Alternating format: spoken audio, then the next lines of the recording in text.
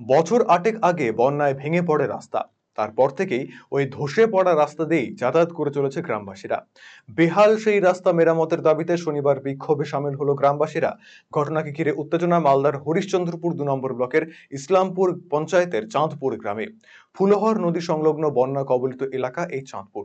১০ বছর আগে পঞ্চায়েতের পক্ষ থেকে মধ্য দক্ষিণ চাঁদপুর এলাকায় খাড়ির দুপাশে কংক্রিটের ঢালাই রাস্তা নির্মাণ করা হয়েছিল, কিন্তু ২০১৭ সালের ভয়াবহ বন্যাতে জলের তোড়ে রাস্তা ভেঙে ধসে যায়।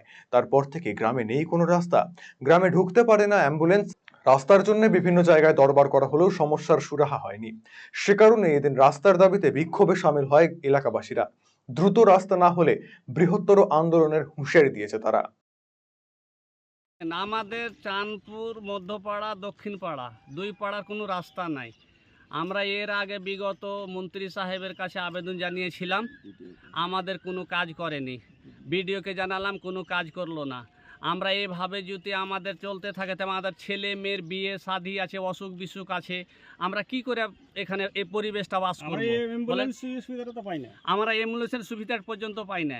কিন্তু রাস্তার জন্য আমরা অনেক কিছু বলেছি মন্ত্রী মশাইকে, কিন্তু আমাদের কথাটা কেউ সাড়া দিচ্ছে না। আমাদের ইসলামপুর অঞ্চলের প্রধান সাহেবকে বললাম, মন্ত্রী সাহেবকে বললাম, ওর ভাই জুম্মু সাহেবকে বললাম, না, আমাদের কথাই সাড়া দিচ্ছে না।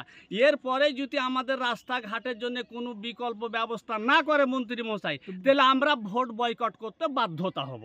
এই রাস্তা না হওয়ার কারণে কি কি সমস্যা হচ্ছে আপনাদের পাড়াতে? আমাদের সমস্যা মানে কি, কোনো একটা গাড়ি ঢুকছে না, আমরা মানুষ চলাচল করতে পারছি না। যতগুলো খেতি বাড়ি ফসল নিয়ে আসতে হবে, সব মাথায় করে করে সিরে করে করে বাড়িতে নিয়ে আসতে হচ্ছে। অন্যদিকে এলাকাবাসীর সঙ্গে বিক্ষোভে সামিল হয় স্থানীয় শাসক দলের পঞ্চায়েত সদস্য। ২ বছর ধরে তিনি চেষ্টা করেও এই রাস্তা করাতে পারেননি। এলাকাবাসীর পাশে দাঁড়িয়ে এই দাবিকে যুক্তিসঙ্গত বলে মনে করছেন তিনি। এই রাস্তা নিয়ে সমস্যা এদের যেগুলো বলেছে, এদের বলাটা উপযুক্ত বলা হয়েছে আর কি, উপযুক্ত দাবি। এদের এই সমস্যা আছে তাই বলেছে। এদের সমস্যাটা অ্যাকচুয়ালি মানে উপযুক্ত সমস্যা। মানে এর আগে আমরাকেও বলেছে, আমিও প্রধান থেকে নিয়ে মন্ত্রী মশাইকে অনেকবার বলেছি এই ব্যাপারটা। মন্ত্রী সাহেব আমাকে বলেছিল এখানে একটা করতে হবে, মানে আমি ইঞ্জিনিয়ার পাঠিয়েছি, এই হয়ে যাবে, পথশ্রী থেকে ধরা আছে, কিন্তু কোনো কিছুই হয়নি।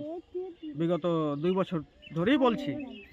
তো বলেছিল যে কি বলে আপনার সাইডটা মাটি ধসে যাবে, এখানে করতে হবে, গাডওয়াল বাঁধতে হবে, নাহলে হবে না। তো যেটাই করতে হবে করেন, গাডওয়াল বাঁধতে হলো, গাডওয়াল বাঁধতে হবে। আমাদের দাবি এটাই যে রাস্তা করতে হবে, সে গাডওয়াল বেঁধে হোক বা প্ল্যানিং হোক, যেভাবে হোক রাস্তা করতে হবে। যদিও রাস্তা তৈরির বিষয়ে আশ্বাস দিয়েছেন মন্ত্রী তাজমুল হোসেন।